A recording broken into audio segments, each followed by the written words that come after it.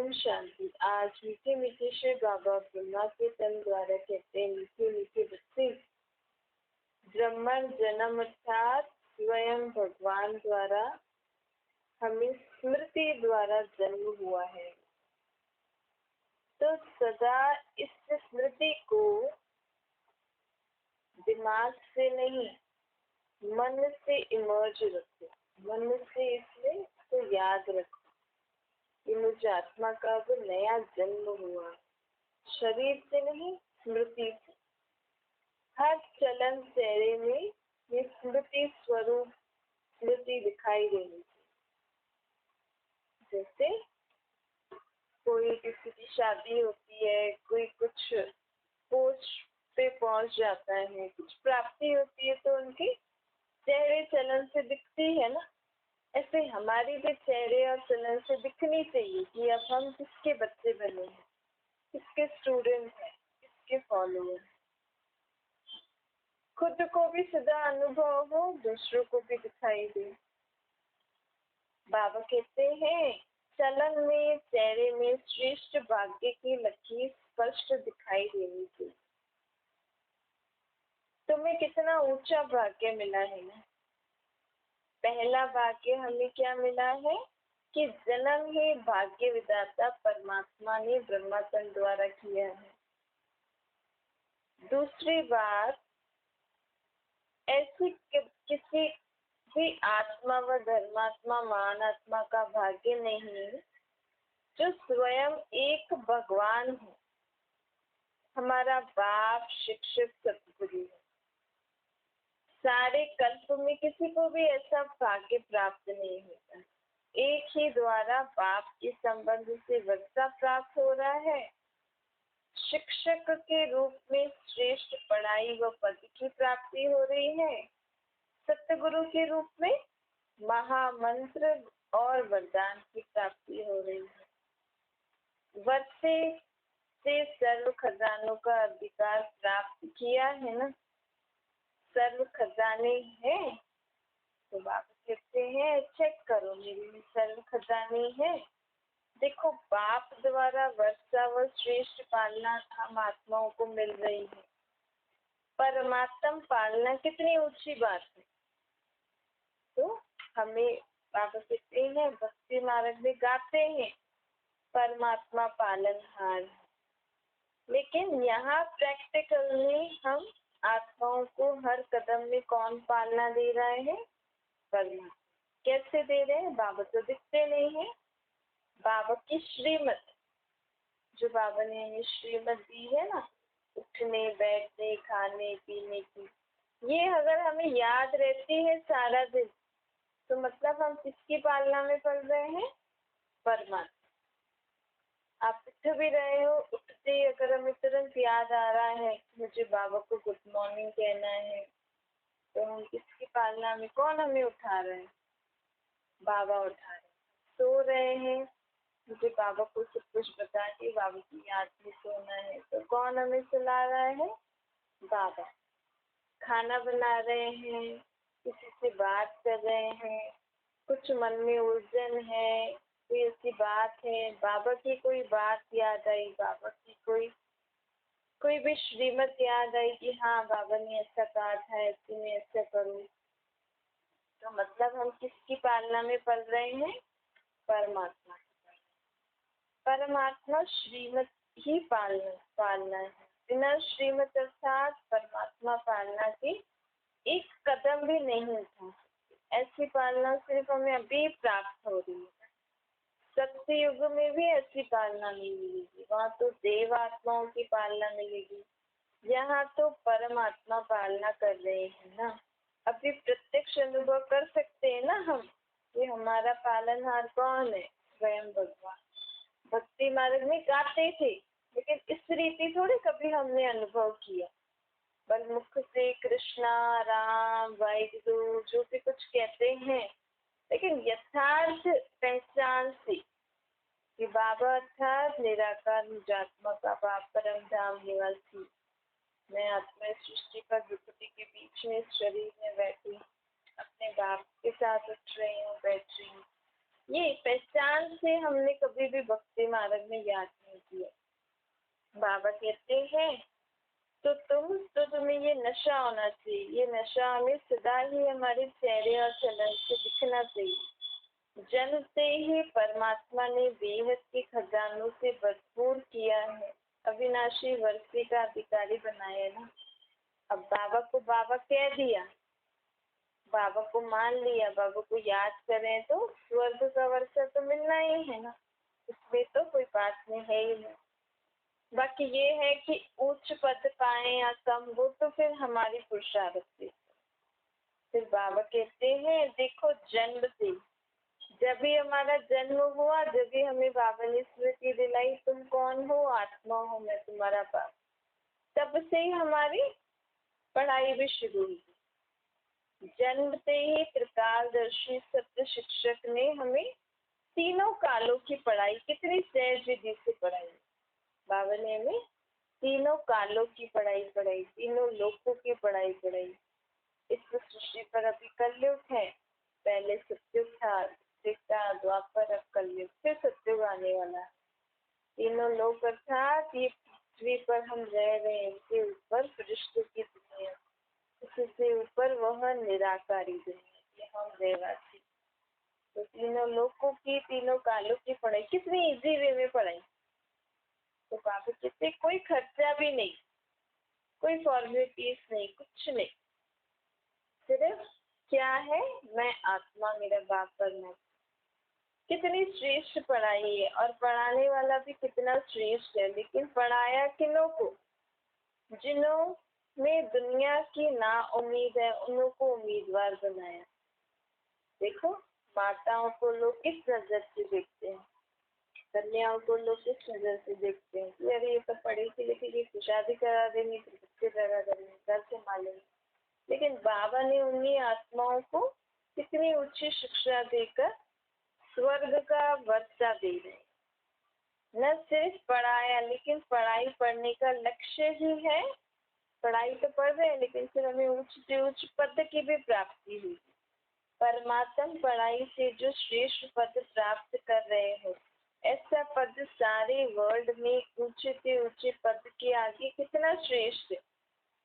अनादि सृष्टि चक्कर के अंदर द्वापर से अभी तक सब जो भी उच्च से उच्च पद प्राप्त होते हैं, चाहे कोई बड़ी पढ़ाई पढ़ते हैं, फिलोसफर बनते हैं, chairman, director, president, prime minister, उससे ऊपर सब किसको नमन करते हैं, सब देवी देवताओं को नमन जरूर करें। सब पोस्ट प्राप्त करते हैं तो कोई न कोई देवात्मा को, भगवान को मन्नत जरूर मांगते हैं, तो याद जरूर करते हैं, और हम वही बनने के लिए पढ़ाई करते हैं। तो हमारी पद ऊंचा हुआ ना उन सब से। बाबा कहते हैं देखो, ये सब पद आपके आगे क्या है आपको। और दूसरी बात कि वो लोग एक जन्म में पढ़ते, एक जन्म में president, prime minister, chief minister या चेयरमैन बने।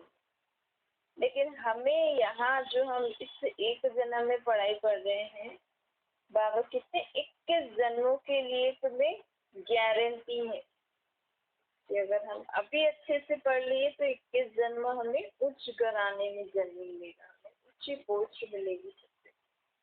सत्युग में तो हम जाएंगे, बाबा को बाबा बोला है, पढ़ाई पढ़ रहे हैं, सत्युग में तो हम जाएंगे, लेकिन उच्च पद की प्राप्ति फिर पुरुषार्थ करना पड़ेगा। वो लोग तो एक जन्म की भी गारंटी नहीं दी।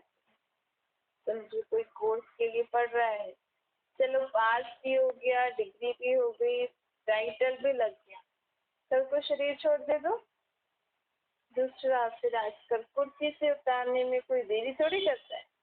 लेकिन यहाँ तो बाबा कहते हैं मैं तो गारंटी कर रहा हूँ कि तुम्हें उच्च पद की प्राप्ति, वो भी 21 जन्म। आप कितने भाग्यवान हो जो पद भी सर्वश्रेष्ठ, और एक जन्म की पढ़ाई, अनेक जन्म की पद की प्राप्ति। तो भाग्य है ना, चेहरे से दिखाई देता है या अभी तक अपनी वही पुरानी दुनिया की, पुराने रीति रस्म संबंधियों की कारण दुख में ऐसे फंसे हुए हो कि चेहरे से अभी भी रोना, टेंशन आदि, अब इससे निकल गए हो ना, तो बाबा कहते हैं अब हमारी चलन और चेहरे से ये दिखना चाहिए कि हमें कौन पाल रहे हैं, किसके स्टूडेंट।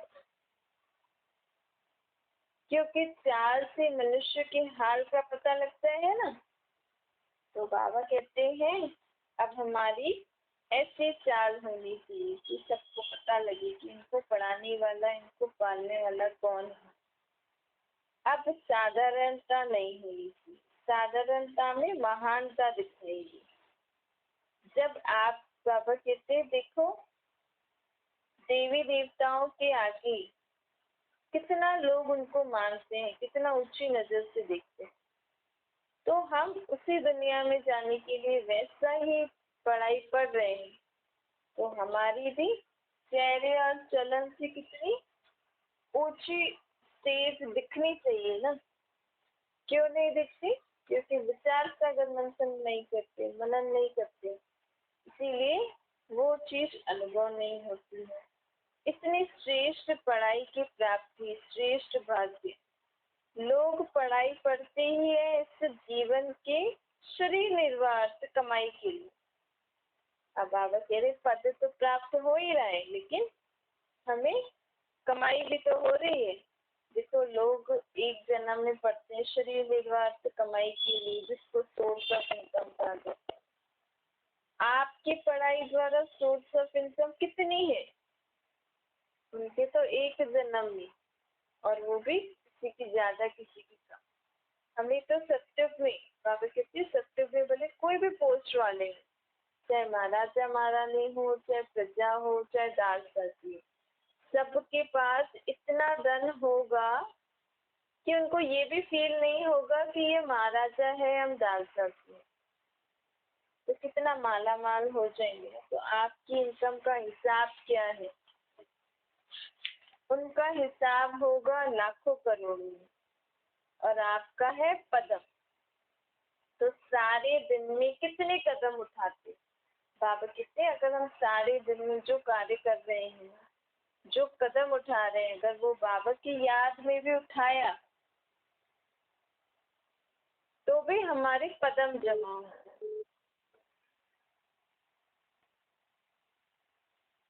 तो भी हमारे कदम जमा हो जाए।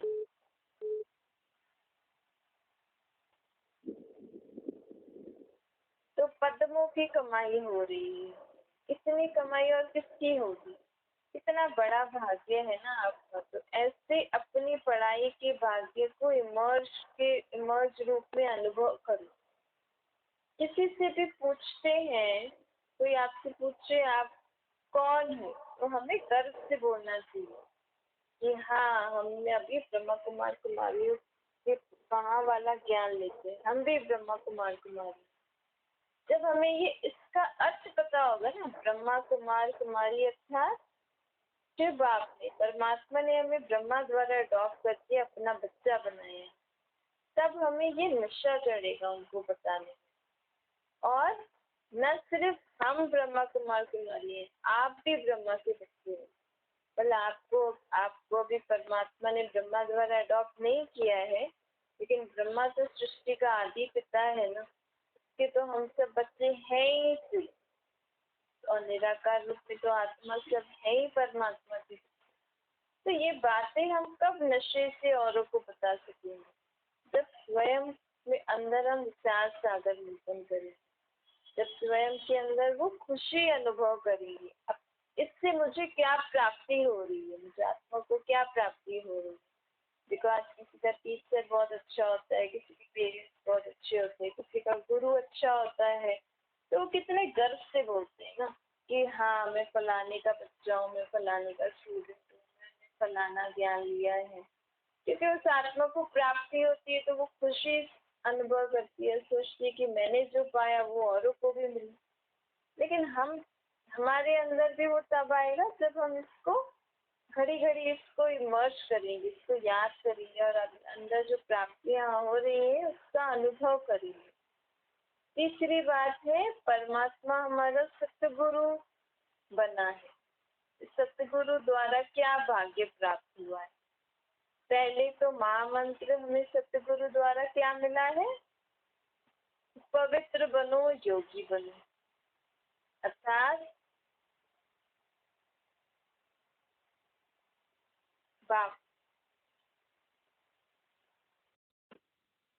बाबा कहते हैं पवित्र बनो, अर्थात अपने को आत्मा समझो और मुझे अपने को आत्मा समझो और मुझे याद करो, ये है योगी बनना। तो पवित्र बनो, योगी बनो, ये महामंत्र मिला है ना। जन्म से ये महामंत्र सतगुरु द्वारा प्राप्त हुआ और यही महामंत्र सर्व प्राप्तियों की चाबी है। और ये बाबा ने सर्व बच्चों को दिया, ऐसे नहीं कि किन्हीं किन्हीं बच्चों को दिया, सब बच्चों को बाबा ने दिया है ना। योगी जीवन, पवित्र जीवन से ही हम आत्माओं में सर्व प्राप्तियां हो सकती।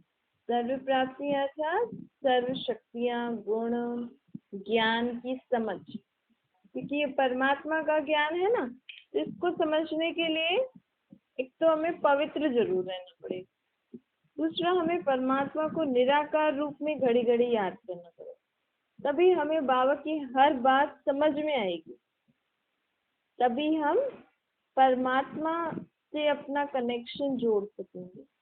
क्योंकि अगर बात समझ में ही नहीं आ रही हम, तो फिर हम बाबा को याद ही नहीं कर पा रहे, कनेक्शन ही नहीं जुड़ पा रहा। मतलब हम सुन रहे हैं लेकिन तो वो अंदर प्राप्ति भी तो हो, उसके लिए पवित्र रहना है और बाबा को याद करना है।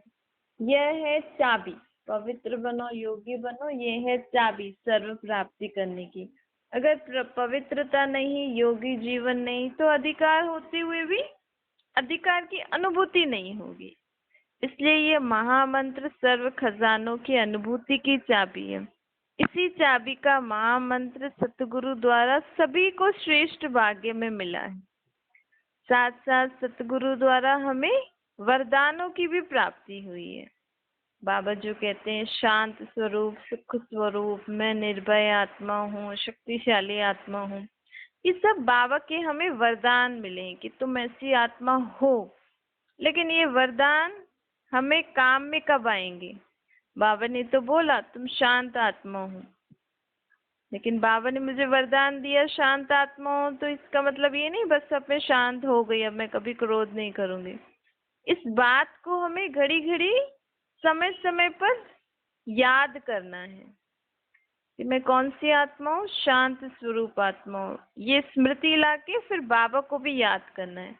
तो वो शांति की शक्ति जो हमें वरदान मिला है बाबा का, उसको हम बढ़ा रहे हैं, उसको हम कार्य में लगा रहे हैं। लेकिन हम उसको कार्य में ही नहीं लगाएंगे, बस बाबा ने एक बार बोल दिया मुझे शांत स्वरूप आत्मा हूँ, फिर हम उसको जीवन में जब भी हमें ऐसी परिस्थिति आ रही है या जब भी परिस्थिति नहीं है, लेकिन फिर भी घड़ी घड़ी हमें ये याद रखना है कि मैं कौन सी आत्मा हूँ, शांत आत्मा हूँ, ताकि वो बढ़ता रहे और समय आने पर हम उसको यूज कर सके, तो वो ऐसे बढ़ता है। तो बाबा कहते हैं वरदानों की लिस्ट तो तुम्हें बहुत लंबी निकलेगी अगर हम निकालेंगे तो। इतने वरदानों का भाग्य प्राप्त है, जो वरदान से ही हमारी ब्राह्मण जीवन बिना चिंता से खुशी खुशी निकल सकती है। तो वर्षा भी मिला बाप द्वारा, पढ़ाई भी मिली टीचर द्वारा, महामंत्र की चाबी वरदानों की खान मिली सतगुरु द्वारा। तो कितना ऊंचा भाग्य है ना हमारा। तो बाबा कहते हैं इस भाग्य को छिपा के नहीं रखो, अब इसको अनुभव में लाओ और औरों को भी अनुभव कराओ, ताकि और भी जाने कि इन्होंने जो पाया है इससे इनके जीवन में बहुत खुशी आ गई है, बहुत हल्कापन आ गया, बहुत ही इनमें परिवर्तन आया है। तो बाबा कहते हैं इसीलिए इसको यूज करो, कार्य में लगाओ, तो बढ़ता जाएगा। मर्ज करके रख देंगे तो बढ़ेगा नहीं, स्वयं भी अनुभव नहीं करेंगे। जैसे हमने अभी मुरली सुनी बस, फिर खत्म हो गया, रख दिया, फिर अपने अपने काम में चले गए, फिर सारे दिन में कल तक हमने बाबा को याद ही नहीं किया, बाबा ने हमें क्या बताया ये कुछ भी याद नहीं किया। तो हमने यूज किया, कार्य में लगाया, तो बढ़ा ही नहीं। अभी जो सुना वो सुन के फिर खत्म हो गया। तो इसीलिए बाबा कहते यूज करना, कार्य में लगाना था, उसको याद करके समय समय पर उस बात को, जीवन में जब भी बातें आती है कुछ, उस समय समय पर हमें उसको कार्य में लगाना है। कार्य में हम तभी लगा सकते हैं जब हम सुनते हैं, जो उसको रिवाइज करेंगे तभी वो समय पर हमें वो बात याद आएगी। और अगर याद आ गई और हमने उसको यूज कर दिया, मतलब फिर वो बढ़ जाएगी, अर्थात फिर हम उसके अनुभवी बन जाएंगे। तो ये यही कमाई का साधन। जैसे दुकान में किसी ने बहुत सारी चीजें रख तो दी, अब उसको खुशी है मैंने इतनी बड़ी दुकान खोली, इतनी सारी चीजें रखी है, बस वो यही सोचता रहता है कि बस मैंने बड़ी दुकान खोली, मैंने इतनी सारी चीजें रखी, बड़ी दुकान। अरे जब तक हम उसको बेचेंगे नहीं, कमाएंगे नहीं, तो दूसरी नई चीजें कहाँ से लेके आएंगे? हमारा धंधा, कमाई आगे कैसे बढ़ेगी? हम जमा कैसे करेंगे? तो यहाँ पे भी यही है, हमारी बुद्धि में तो हमने बहुत सारी बातें रख ली, और दूसरी बात दुकान में इतनी सारी चीजें रख ली, उसको यही नहीं पता कि मेरे पास ये सारी चीजें भी हैं। जब तक वो रोज अपनी दुकान को ऐसे देखेगा नहीं, हाँ ये भी चीज है, ये भी चीज है, बस रख दी, बस फिर उसको याद ही नहीं, फिर वो बस अब इसी खुशी में है। कोई भी चीज उससे लेने आएंगे तो उसको पता ही नहीं मेरी दुकान पे ये भी। तो हमें ऐसे ही हमारी ये जो बुद्धि रूपी दुकान है, इसमें हम सुनते तो हैं, हम भरते तो हैं, लेकिन हमें घड़ी घड़ी घड़ी उसको याद करना चाहिए कि हाँ मुझे बाबा ने आज ये बात बताई, मेरे पास सब ये बातें हैं, ये खजाना है। अब कोई भी बात आएगी मेरे जीवन में तो मैं उस समय इस बात को याद करूंगी, तो मैं शांत हो जाऊंगी, यहाँ हसरत भी नहीं आऊंगी, यहाँ दुख की फीलिंग नहीं होगी। इस रीति इसको कार्य में लगाना है। तो बाबा जो हमें खजाना दे रहे हैं, को हमें घड़ी घड़ी रिवाइज भी करना है और यूज भी करना है, तब वो बढ़ेगा। फिर हमने औरों को अगर दिया ना, अगर औरों ने मेरे से सीखा कुछ कि मैंने उस परिस्थिति को कैसे पार किया, बिना दुख, बिना हलचल, बिना अशांत हुए, तो औरों को भी अगर मैंने सिखाया तो मतलब मेरी कमाई हो गई, मैंने बढ़ा दिया, मेरी इनकम बढ़ गई। जैसे हम चीजें बेचते हैं तो जितना बेचेंगे करेंगे उतना कमाई होती जाएगी ना, तो इसी रीति हमें कमाई भी करनी। तो बाबा कहते हैं अब उसको यूज करो और बढ़ाओ, तभी हमारी खुशी का पारा भी पड़ेगा। और जो हम दूसरों की मदद करते हैं, दूसरे अगर हमारे बाबा की किसी भी बात से अगर हल्कापन महसूस करते हैं, उनके जीवन में दुख शांति खत्म हो जाता है, तो जो उनके मन से जो दुआएं निकलती है ना कि आपने हमें इतना अच्छा रास्ता बताया, इतनी अच्छी बात बताई, मेरा तो जीवन ही पलट गया, मुझे तो बहुत सुख शांति की अनुभूति हो रही है, तो वो दुआएं के खाते भी आपके जमा हो जाएंगे, वो दुआएं भी आपके खाते में जमा हो जाती हैं। इसी हिसाब से ही हमें सत्युग में धन मिलेगा। तो बाबा का ये एक एक ज्ञान का रतन लाखों रुपए का है।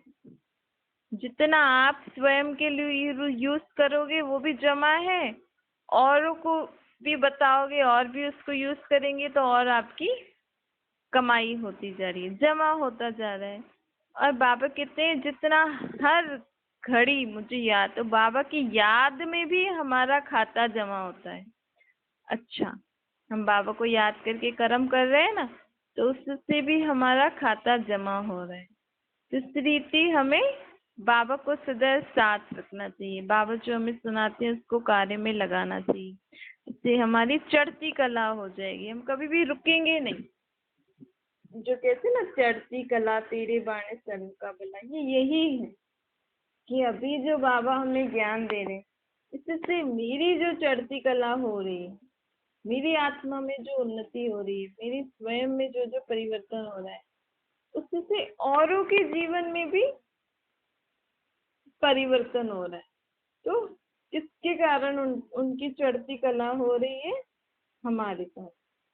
तो ये जो गायन है, चढ़ती कला तेरे बाणे सर्व का भला, मतलब हमारे ही अच्छे कर्मों से, हमारी अच्छी सोच से औरों को भी फायदा मिल रहा है और भी आगे बढ़ते जा रहे हैं। हमें कभी भी अपनी रुकती कला नहीं बनानी, अब सदा ही आगे बढ़ते जाओ, रुको नहीं, आगे बढ़ते जाओ। और बाबा कहते हैं और ही उड़ते जाओ, अब चलने का भी समय नहीं।